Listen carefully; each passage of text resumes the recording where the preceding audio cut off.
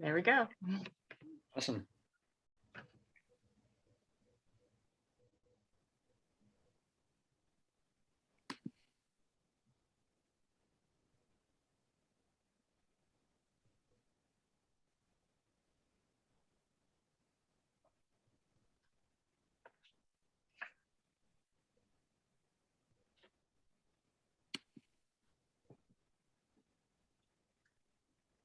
So I want to welcome everyone to this curatorial talk with for Barrett Art Center for the exhibition Slipping Over the Dark Hills, which is a retrospective of Eric Lindbloom, Nancy Willard, and Judith Lindbloom. My name is Joanna Frang. I'm the executive director at the Barrett Art Center, and I'm really pleased to have with me today the two curators of the exhibition. I want to welcome James Lindbloom and Sasha Lewis-Bush. James is Nancy Willard and Eric Lindbloom's son and Judith Lindbloom's nephew.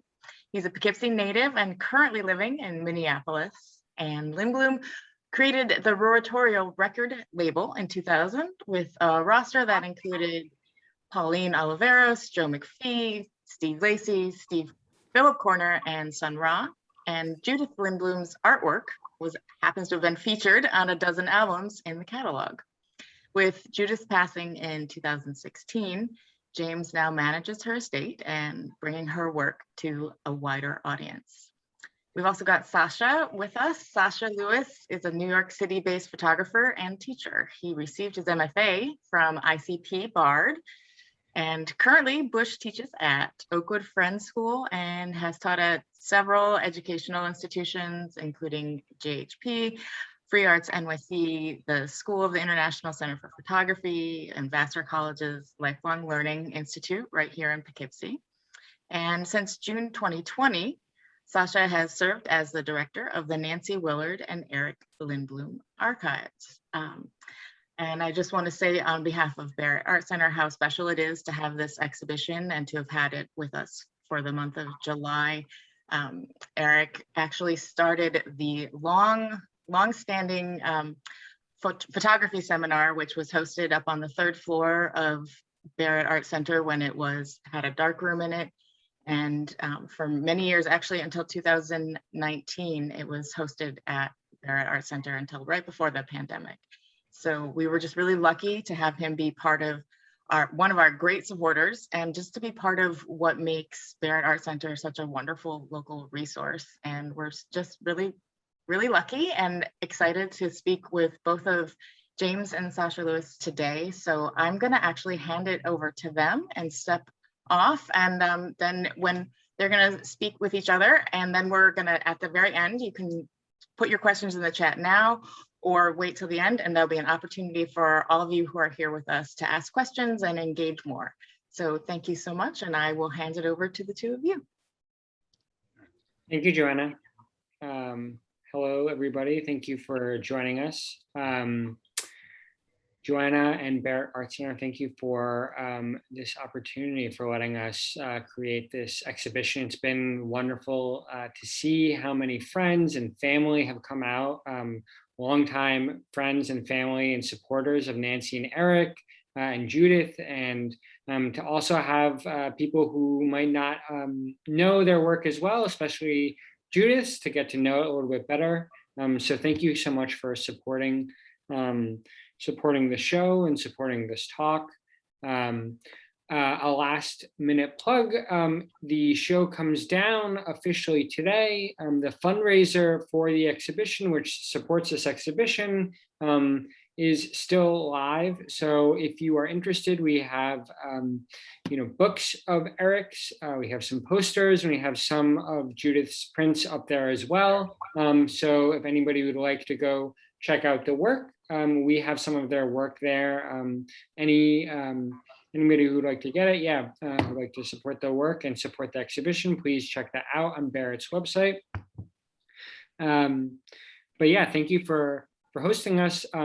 We're gonna get started. I'm going to ask James some questions, and then James will ask myself some questions as well. And we're going to talk about our curation of this exhibition. So James, I just wanted to ask you, it feels funny to talk about Eric and Nancy and Judith's practice, since that maybe is not quite the terms that they would use now to describe their creative worlds, their creative lives. But maybe if you could just introduce us to each of our artists that we are working with here. How would Eric think of himself or describe himself? How would Nancy describe herself? How would Judith describe herself? Sure. Eric Lindbloom, my father, would have described himself as a photographer. That was his sole artistic medium, I would say. So a photographer plus a painter. That would be my Aunt Judith. She began painting in 1954, 55, and aside from a break that she took in the middle of her life, that was what she did up until the very end of her life. So the odd one out in this case almost is my mother, Nancy Willard. She thought of herself as a writer and was primarily known as a writer, but this exhibition is focusing on her handmade sculptures, which was an adjunct to her writing. I guess, the question of what my mother would have called herself, she would have called herself a writer. And in fact, she even at one point, I think in talking to my father about all of her sculptures, said, I'm not an artist, but she was, of course. And I think everything that we have on view of hers here is a really important counterpart to her creative process overall. Can you, I will in a moment just share my screen. I have a few images, installation images, so we can all see, just a few shots of what the exhibition looks like, and a few images of the included work by Eric and Judith. One thing I wanted to ask you about, in all of the writing about your mom, she's widely known, widely read. She's described, as you say, as a writer, and as a writer, a poet, a children's author. She's never, or very rarely, described as a teacher, but yet she taught at Vassar for 30-something years. Can you just sticking with your mom for a minute, can you talk about how her teaching figured into her creative life, or how she thought about that? Because it seems like, from what I know about her, what you've talked about, that it was central to her life and her creativity. It was. As you mentioned, she taught at Vassar starting, I think, in 1965, and kept going almost, until very near the end of her life. She loved doing it. She was devoted to her students, and the amount of her own creative energy that she would put into her courses. Every student that she had for every semester, at the end of the class, at the end of the semester, she would give the student some present, just based on them, on their personality, on something they wrote, just things like that. Obviously, if you're a student, you're going to remember Nancy Willard, Professor Willard, for a long time.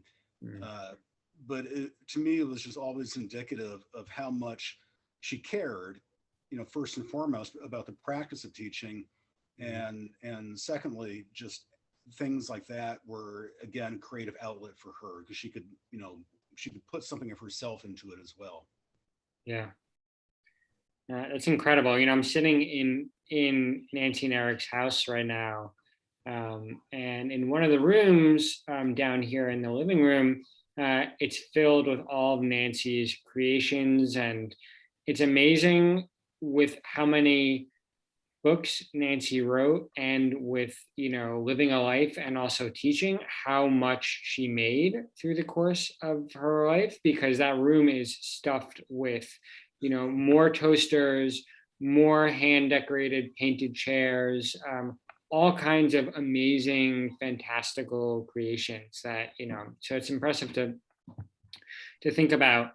And, I can't remember the name of the filmmaker who made a documentary about your mom's work. But can you just talk about, you're talking about her making these gifts for her students. Can you talk about her making and, when that would happen? Did she, be curious with all three, with your dad and with Judith as well. Judith, especially because she has such a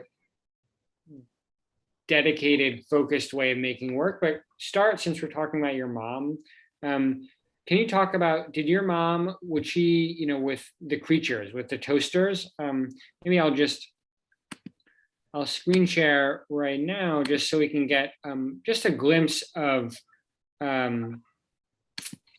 the exhibition. We can see some of the toasters that Nancy made. Can you start with Nancy?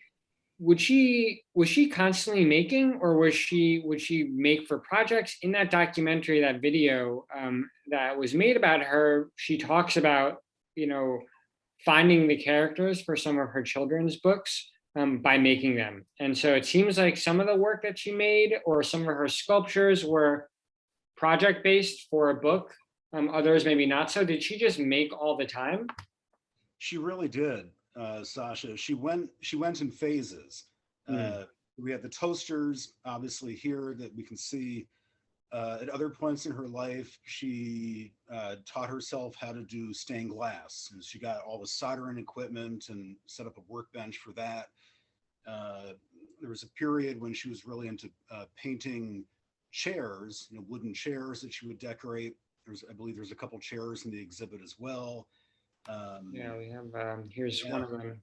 Yeah, there's that one there.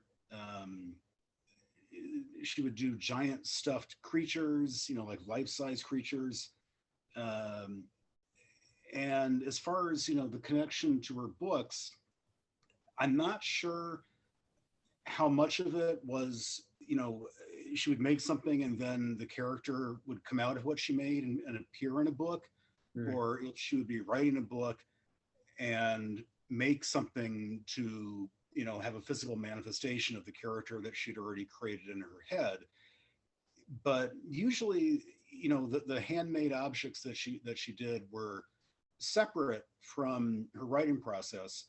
The only times I can think of is that there were a few books that she published, I want to say in the 90s, that had photographs of some of her creatures or some of her setups in it.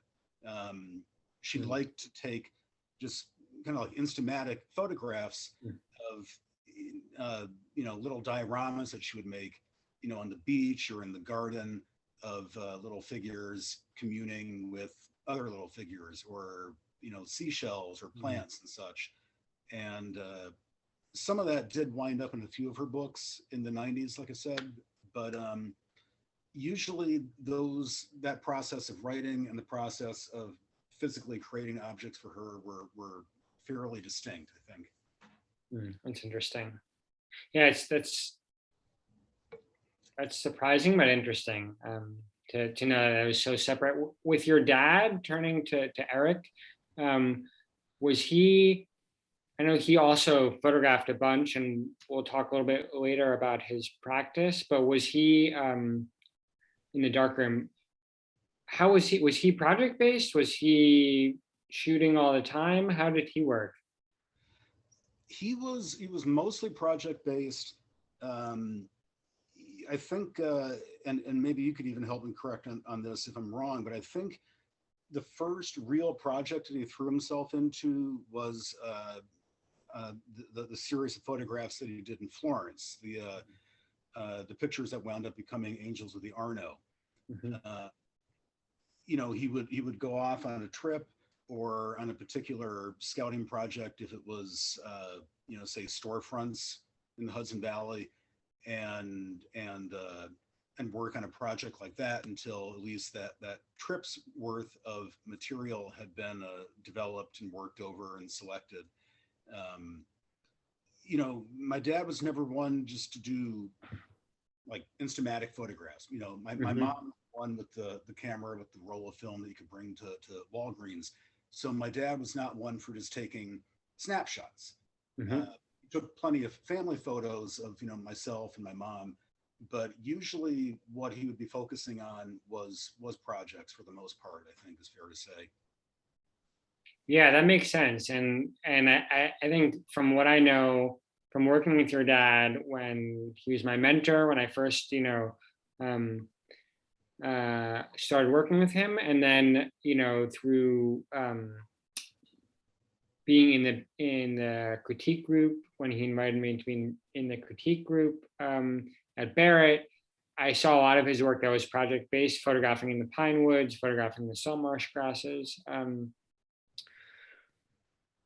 Can you tell me about, I'm really curious about, because we've talked about this too over the last year and a half, as we've been working through the archives, what collaboration looked like between your parents? Because you mentioned before, they would go out around the Hudson Valley, um, the panoramic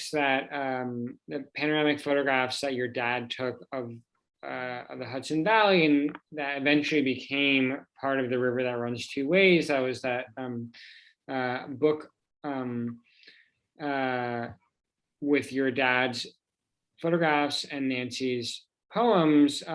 They would go to Roosevelt Estate, but they wouldn't walk next to each other, right? Your dad would go photograph one place, your mom would go walk around someplace else. Can you talk about like what collaboration looked like for them? Sure. I think I could make a distinction between collaboration and simply complementing each other. Mm, Formal collaborations between them, such as, the River That Runs Two Ways book, didn't really happen until much later in their lives. mm, Uh, but together, they would, as you mentioned, go out on trips, on just, day trips if they were, let's say, in Cape Cod, and their styles, if that's the word, complemented each other, and just that my father could be photographing on the beach while my mother would be walking along looking for uh, you know fish skeletons or crab claws or interesting rocks or things that she could save and bring back and use in some of her little sculptures later. mm. And just the way that they interacted there, you know they weren't necessarily collaborating on a project at the time, but they had such a wonderful rapport with each other that they could go out and do this. And I never got the sense that one person would finish early and the other person would be tapping their foot hoping to go. It was such a wonderful flow with each other in that way. And so they had a lifetime really of complimenting each other as artists. And then it was later in life, like I said, that there were actual collaborations of my father's photographs and my mother's poetry really started to happen. That's interesting, and that's interesting to know. I mean, because yeah, it seems like from what you're saying and from what I know too, they were just constantly working all the time. Would they show each other their work? Oh, absolutely. Yeah. I mean, my father was always, I think, the first reader of Hmm, anything my mom wrote. And likewise, if he had just come out of the dark room, you know, Nancy would come in and look at what he had hanging up. Uh, hmm. so, they very much valued each other's feedback in the process, even if the projects that they were working on were distinctly their own. Yeah, and very different. Yeah. Um, something that I've read, I wanted to ask you about something I've read your mom write about is that when um, she's writing a lot of poetry, and that in part she started the shift to writing children's books was when she had you. And I know that there's a few books that where there's characters that are based on you. There's you're in prominently in several of her poems. Can you tell me would you, as a kid, would you go out with your parents when they'd go out around the Hudson Valley, or did you go out when did they start going out to Truro? Did you was it after you were out of the house, or were you still able to go with them? It was after I was out of the house. I think it was around 96 or 97 that they took their first trip up to Cape Cod, renting a little cabin for a month. And they both loved it so much that they went up pretty much every summer for a month, for the rest of their lives virtually. And I would fly out to join them as much as I could, for a week here or a weekend there, for a lot of those years. So, I got to see them, again, working together on the beach, and it really was always kind of working for them. It wasn't like, hey, we're going to go up and just kick back for a month and relax, right? I mean, my father would always be wanting to go to the salt marsh or a grove of pitch pines, and my mom would be gathering up things from the beach and bringing them back and spreading them out on the deck, and already getting in her head the things that she wanted to make with it. Mm-hmm. So yeah, I mean, it's other people take actual vacations where they're not working. They were doing it and still, quote, working, but they loved it so much. It was not it was as relaxing as another kind of vacation for other people would be, I think. Yeah. I just to jump back for a sec, the question you were asking about my mother and children's books. I know that, as a child, she loved children's literature, the classics of, Alice in Wonderland and Wizard of Oz. And she just kept that love for the rest of her life. Early on, I know that she did say that she wanted to write children's books, when she was in her teens. And then she sort of put that aside and focused on poetry up until she had me. And then she started writing children's books in earnest, which, eventually became the cornerstone of, largely what she's known for these days. And as you said, most of the books in the 70s had a character in it named either James or Anatole, my middle name, which, when you're 5 and you think you're the center of the universe, I just assumed that every book that I saw, kids book about a James, was just, about me. That's amazing. Yeah. Yeah, James and the Giant Peach, right? I didn't know who Roald Dahl was. He didn't know who I was, but I just thought it was about me. Yeah. Well, but that also speaks to, your mom and your dad's ability to sort of like their care and attention to you as a kid, that because they're, turning a little bit to Judith. As Joanna mentioned in her introduction, you've been managing Judith's estate since 2016. Can you tell us, also in the same way, how you talk about Judith, she thought of herself, understood herself to be a painter. Her story is really interesting, and particularly curious for, the sort of gaps that she had in painting, the return to painting, and the steadfastness with which she painted for the rest of her life. Can you just, I'm just gonna flip a little bit. We can come back to these pictures that are in the show of Eric's work, but can you tell us a little bit about Judith's practice? Sure. I'll give a brief, biographical sketch. Judith and my father were both born in Detroit. Judith moved to New York when she was 19, I think, in like 1953. And around 54, 55, she became an abstract expressionist, and was part of that whole crew. Knew most of the major players on that scene at the time, and was painting a lot. And for a few reasons, some her own, and some just the difficulties of being a woman artist in a very male dominated scene, she did not secure many gallery shows during the 50s and early 60s.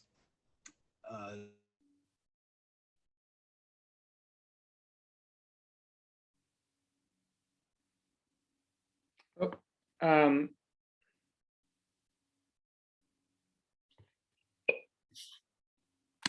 and apparently, committed suicide. James, I'm sorry, I'm going to pause you. Can you just say that again? You cut out, your sound cut out for a second there. Sorry. No worries. Okay, yeah. So just jumping back, She Judith stopped painting from about 1964 to 1980. A longtime partner of hers had committed suicide, and she just fell into a depression and had stopped painting initially after 1964. My father had gathered up all of her work in her apartment in New York when she left New York. And in 1980, he asked her when she was out visiting in Poughkeepsie if she would like to take a look at it. And initially she just thought, oh, this is going to be, juvenile stuff. And sort of found her artistic impulse being reawakened when looking at everything that she had done in the 50s. And from 1980 on until she died in 2016, she painted almost every day. And, I think the final tally was something around 18,000 to 19,000 pieces that she did, that she left behind. Everything from small works on paper to giant canvases. And there wasn't a whole lot of push on her end to get out and hustle and make a name and find an agent or get a gallery. It was just this endless outpouring that she did. And like I said, she just kept doing it, up until a couple weeks before she died. She had a separate studio where she could, spread out and work on everything. And it was something that really kept her going as much as anything else, I think is fair to say. I mean, it's really interesting to hear about that amount of paintings. For one, is just staggering, but also, interesting and refreshing, really, as a fellow artist, to hear, about somebody who's painting and making work for themselves primarily, and for the joy and, and creative output for themselves. And as it's often feels like that kind of ties Eric and Nancy together too. I mean, of course, they were making, they have different approaches, and Eric wanted to show his work. Nancy wanted her books to be read. But, with some of the pieces that we chose for our curation, especially of your dad's, are not, are from his major bodies of work, from the salt marsh grasses, like this one, from the seascapes or waves, his sort of last big body of work aside from the Diana Windows series before he passed away, but they're not as well known. And so it feels like, Judith making work for herself is in some way in parallel to, your dad and your mom making, these creatures, these creations for themselves, for the joy of and the rigor of, making work. Oh, absolutely, yeah.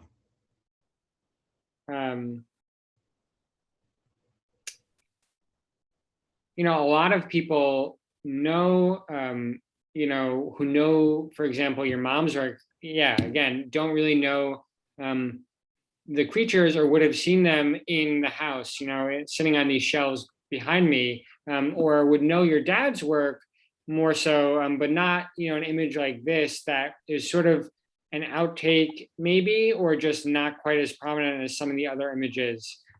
These three as well, for example, that are paired together in the front room of Barrett. These three are images that are not as well known, and I don't think your dad ever showed them. And so it's interesting to see them in this space. One question turning to our curation, we we're picking these pieces out digitally. But, something I've been thinking about a lot, over the last year and a half, in especially where, we're still in a pandemic time, right? We're still in a time when, touch and hugging people and saying hello and breathing, right? And all these sort of tactile senses are very much in question, I guess, right? And so it's been a pleasure really to spend this year and a half, with your dad's prints and with your mom's toasters, with this physical things. And we spent, many weeks talking about the curation of the show and thinking about what pieces we wanted to select, but it was in a digital space. But then we actually got to put them in Barrett and see how they looked in a physical space. Is there anything that, and of course, your dad wanted this show, as you've talked about, and I heard from your dad too, this show comes in part, in a way to honor all three artists, but also because your dad mentioned on many occasions that he wanted to be in conversation in a more formalized kind of way with Nancy and with Judith. So then getting to see the work, in Barrett felt very different. It felt very different for me. Was there any surprises, anything new that you saw when you were in the space, actually physically with the work together? It's interesting. It's as you said, when the basis for the show was simply family, right? We got my mother, father, my aunt, and they happened to complement each other so well, and that they each had their own different mediums. We have one photographer, one sculptor, one painter. So right off the bat, there's a nice balance with that. They had also such different sensibilities. My mother, you can tell from the creatures and such that she made, she had this real sort of, fairy tale world almost that she would inhabit. My father had that clear eye for photography that was more, what's the word I'm looking for? Just a very sort of a quiet aesthetic. And then there's my aunt, who was in personality almost the polar opposite of my mother. That was throwing herself into the jazz world in New York and just making these really vibrant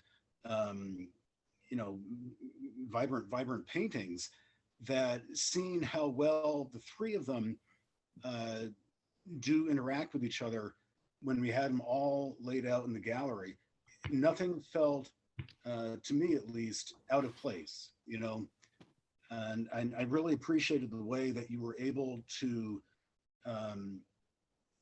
make the show flow so well from wall to wall and room to room, and sort of construct just a story or points toward a story for the viewer as they were going through the gallery. So, for me, I think in some ways the biggest surprise was how you could take, like I said, a framework that was, imposed by genetics, and then have a show come out that balanced itself so well as this one does, I think. Yeah, really. I think it's so true. It really does feel well balanced. And I think in our heads, and in my head especially, I had an idea as a question. We were curating, and I was especially thinking of this show as a question, right? Or a series of questions, that being, would Eric's work look more playful or looser if it was next to Judith's work and next to Nancy's work? And I think it does. And, it has a real sense of movement and physicality to it already. But then next to Judith's, Judith's work, next to Eric's work really does make Eric's work, more musical, more, Eric's work next to, next to Judith's work, I'm noticing, even just in this image here, this is one corner in that we're looking at the first and the second rooms of the exhibition, I'm noticing more like the patterns in between Judith's work, of shapes and textures next to Eric's work. And, Nancy's work next to all three lends both sort of a sense of mystery and whimsy that, I don't necessarily always associate with Eric's work, or that I wouldn't necessarily, Judith's work next to Nancy's, I wouldn't necessarily associate Judith's work with whimsy more so, or with sort of being in a fairy tale kind of world, but it feels like that. And Nancy's work next to Eric's, it feels grounded, because Eric, as you said, is clear-eyed. Eric, would not think of himself as, wouldn't think of the pine woods or the salt marsh grasses or the shadows in Florence as sort of from a fantastical perspective. So I think all three of them really complement each other in a really interesting kind of way. I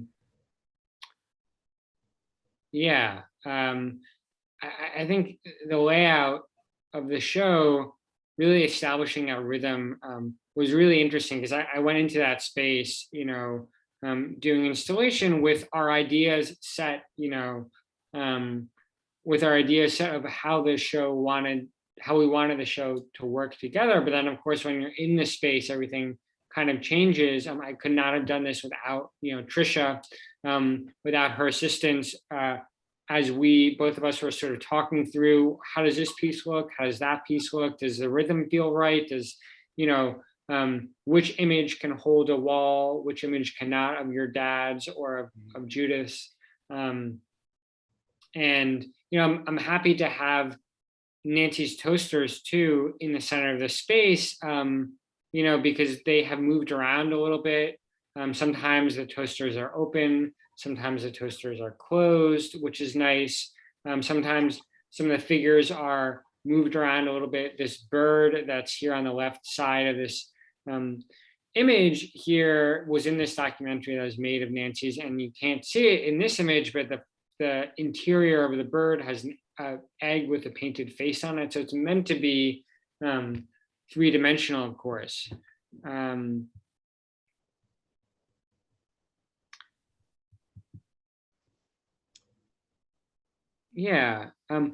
James, I know you have some questions for me about process. Yeah, I'll turn it over to you to. Okay.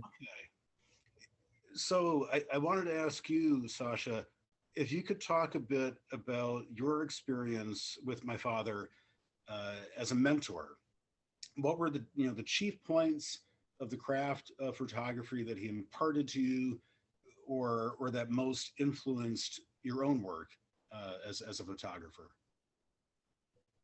Yeah, I think it's a good question, and I'm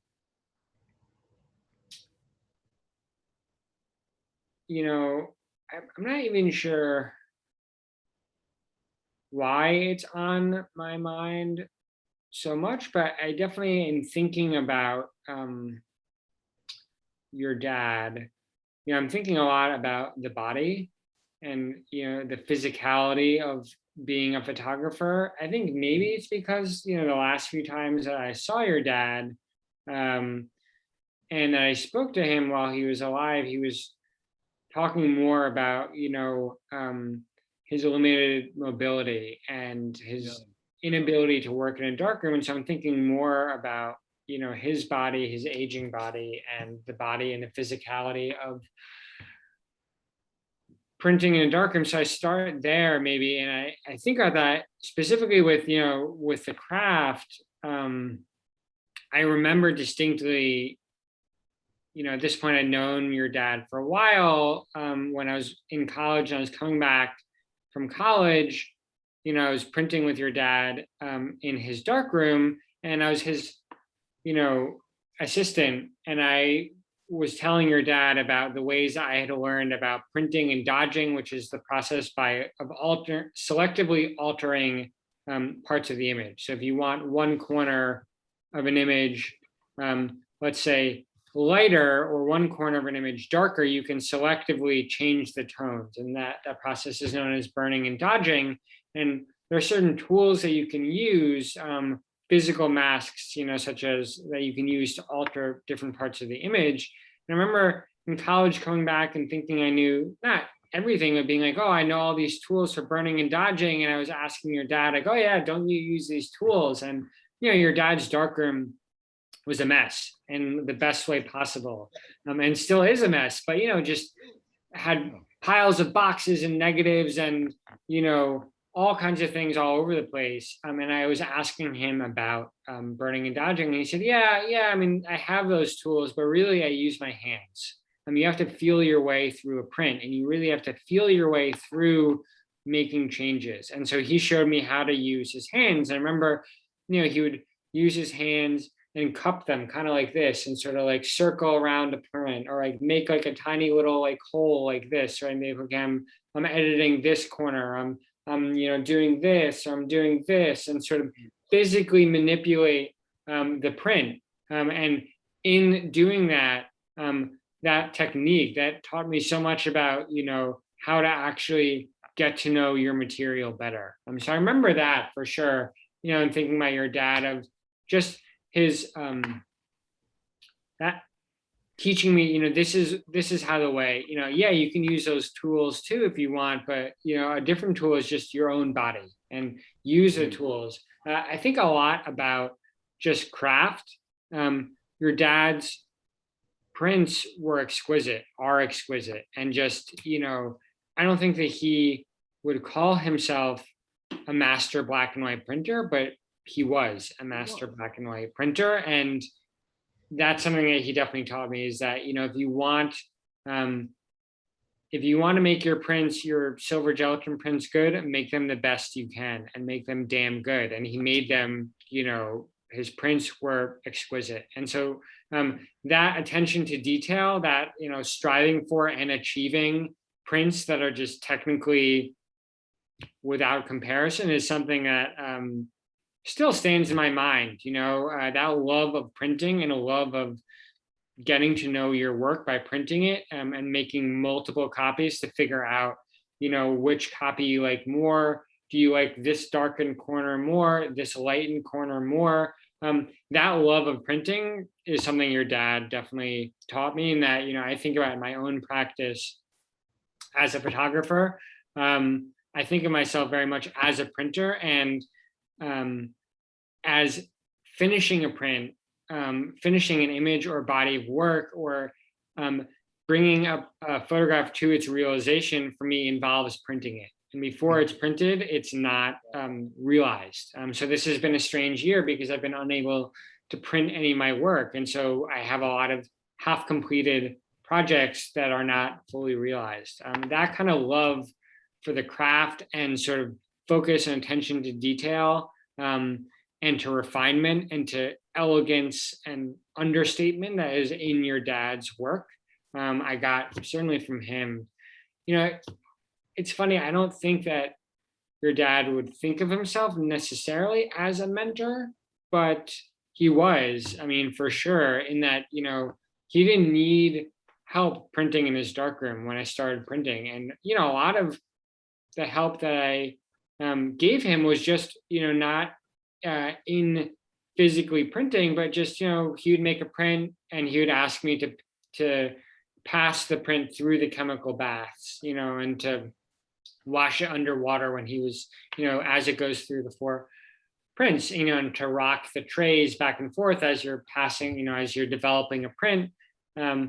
And so he didn't necessarily need my help, but he recognized that I was somebody who wanted to learn. And so he was eager to share his knowledge. And I think about that a lot, in how, his generosity and interest, and just his ability to take me seriously, right? What did a 12-year-old or a 16-year-old or a 20-year-old, what could a 20-year-old tell your dad about printing that he didn't know from 50 years of printing? nothing, right?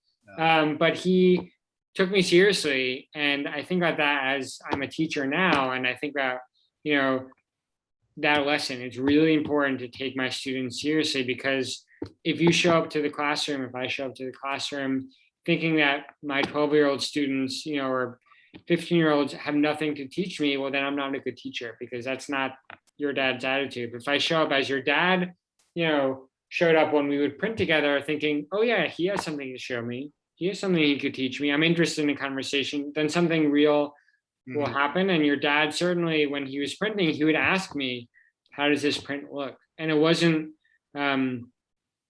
hyperbole. And it wasn't, you know, he really wanted to know. And maybe I would say, oh, like, yeah, no, I like this, but I like that print more. And we would have a conversation. And that's a real powerful lesson to learn from your dad, that, you know, he shared with me, and now I have the privilege to the honor, really, and I mean that really in the way that your dad meant that, you know, to pass that knowledge on to the next generation. No, that's fascinating to hear, Sasha. I mean, when I was really small, you know, my dad would take me into the dark room uh, to watch him, but I was never watching it with the eye of someone who wanted to learn about the process for my own purposes. It was just sort of like, what does my dad do in this room when he shuts the door, right? So I could see what he was doing, and he showed it to me, but we never had that kind of you know, that kind of discussion or conversation about the process in the way that you did with him. And it does me good to hear that he was able to have that with someone you know, younger. I think it's important, as he said, that he undoubtedly was learning from you as much as you were getting out of it from him. Turning a sec just to my mom again, you know, you grew up down the street from them, and I had already left Poughkeepsie by that time. I think by the time you got to know my mom and dad, but in the times that you would come over to the house, I know that that house was already getting pretty full of my mom's creations, the things that she would make and just have all around the house. Do do you have any memories when you were younger of, you know, the things that you would see of hers around the house, or ask questions about them to either her or my dad, if my dad ever spoke of them, or were they just, you know, part of the Nancy Willard, Eric Lindbloom, you know, house when he went over?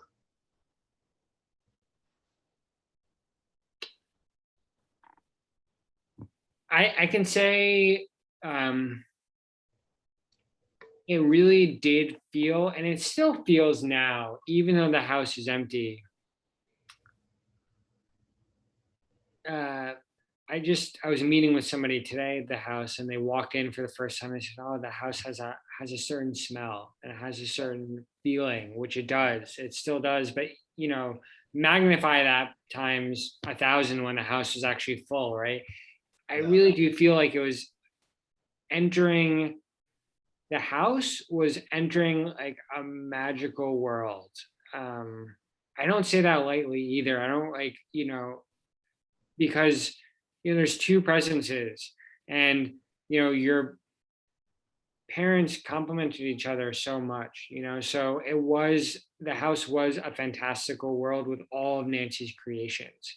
It's interesting to see Nancy's creatures and her sculptures in a gallery setting, you know, in something like this, because in the house, and I think a lot of, you know, the family, friends, people who came to see the show know, or who have, you know, have Nancy Willard creatures. My parents, you know, as you mentioned, live down the street, and they have a Nancy Willard creation and a photocopy of one of your mom's poems that she signed on their fridge. And so, you know, this context sort of in this more formalized way is different, right? My context largely with your mom's creatures was that, you know, they'd be sitting on the shelves behind me, and they were just, they were there, they're part of it. But it really did feel, excuse me, like I was entering a fantastical, magical space to be in the house. But then that was your mom's energy, and, you know, but then your dad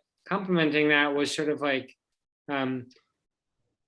it was, but it wasn't. It was magical, but grounded in, in the here, in the now, in the present. Because your dad would not have thought of himself and never spoke of himself as fantastical or magical. That was just, philosophical, yes, because of course his background studying philosophy, and also just his demeanor and his approach to life. But, and so when I say fantastical, yeah, I really mean like fantastical, but not as escaping to some other world, as fantastical in this world. No, So 100%. Yeah. yeah, so I remember, the house was just fascinating. And I really got the sense of, enthusiasm and endless curiosity. The house was stuffed to the gills, with Yeah. your mom's creatures, with stacks of New Yorker magazines, which I know your parents both read, with creatures, with photographs in the kitchen where your mom's, all of her creatures are now stored. There was a wall of photographs that your dad had taken of his friends, some of whom had passed away, who were, I think your dad thought of as active presences in his life. So I remember that presence of just, there's a million places to look. So whenever I would come over to the house, there's always just looking into the corners, and it had the house, this feeling and presence of curiosity and feeling of warmth, and just, your parents, endless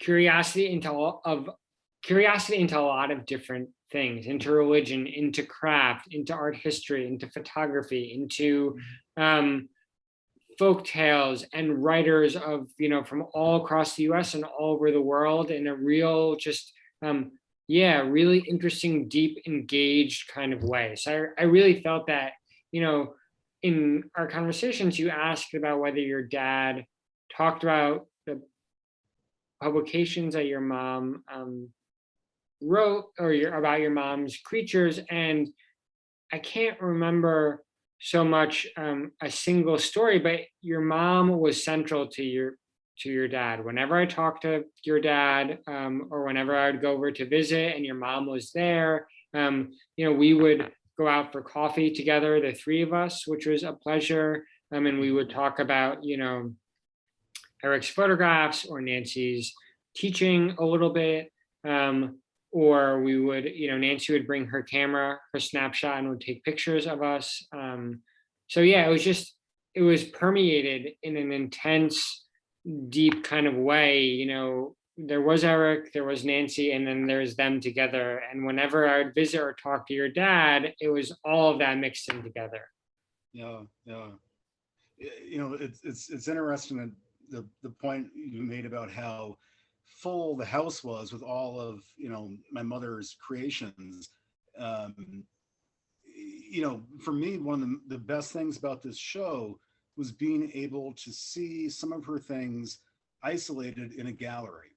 The toasters, there was 20 of them, all stuffed together on a topmost shelf in what had been my old bedroom. So you could see they were up there, and you could kind of maybe poke at them a little bit, but there was no way to really examine them, without taking them one by one down from the shelf and looking at them. And to have them on display here, on the little pedestals where you can walk around, open both sides, it puts such a new context for them to really appreciate some of the things that she did. When, as I said, growing up, everything was just around so much in the walls and on the walls, on the shelves, that you couldn't. It was hard to focus on individual pieces. And in that way, I think my mom and Judith were a lot alike, even though personality-wise they were completely different.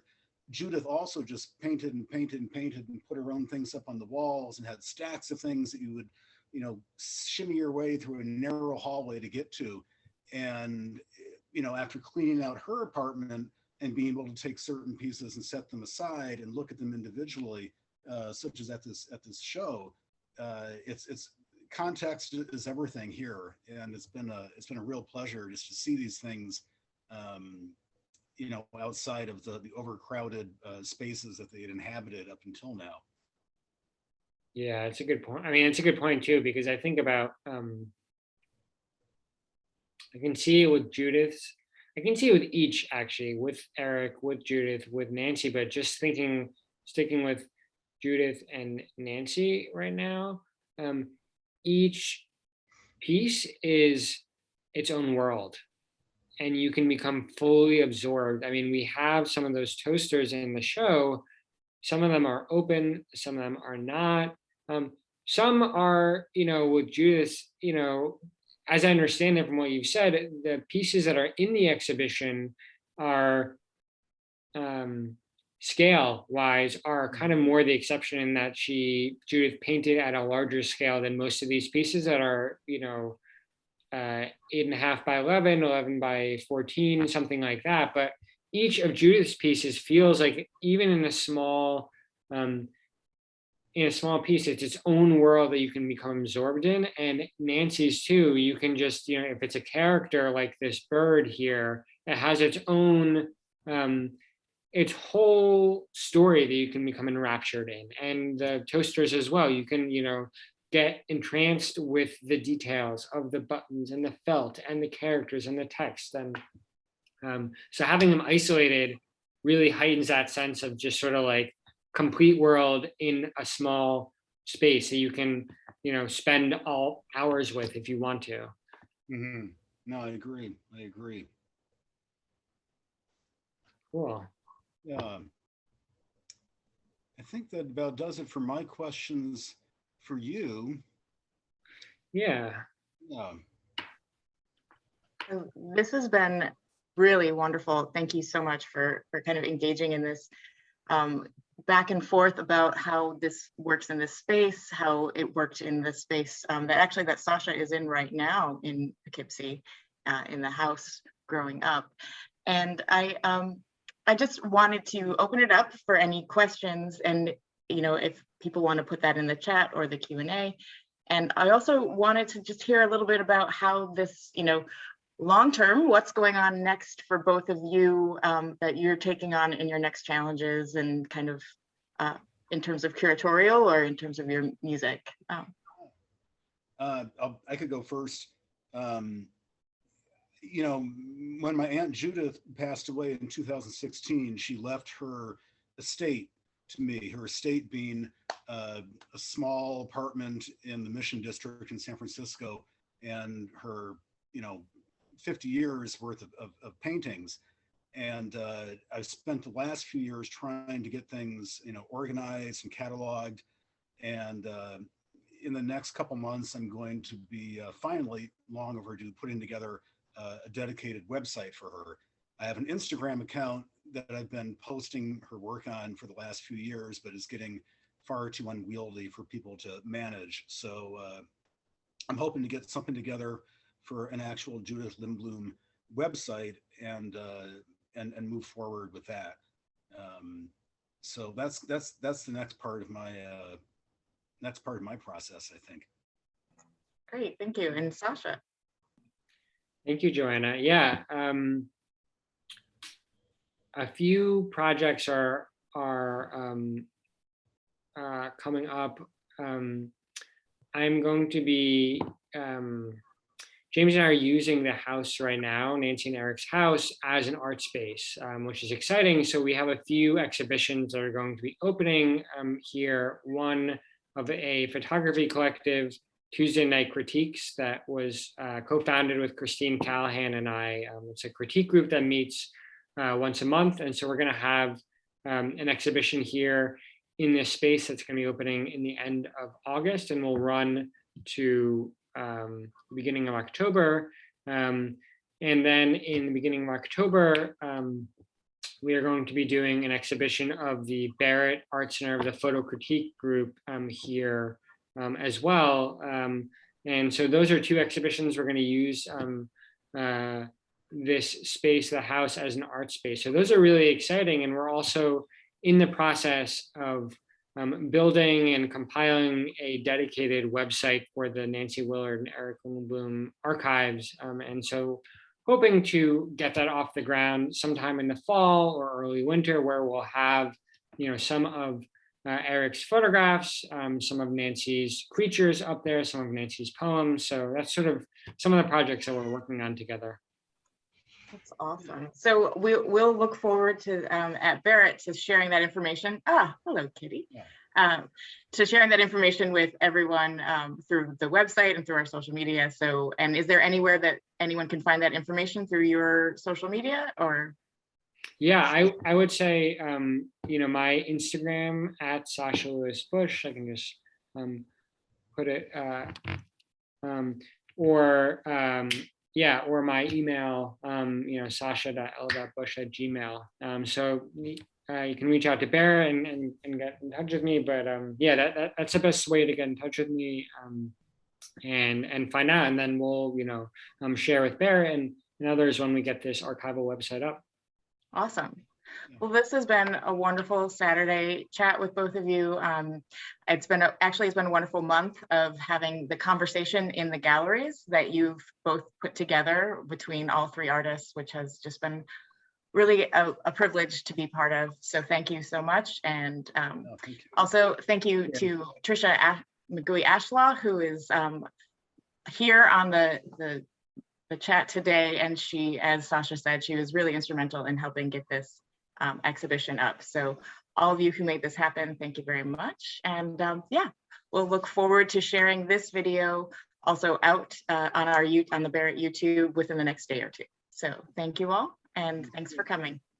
Thank you. Thank you. Bye-bye. Bye.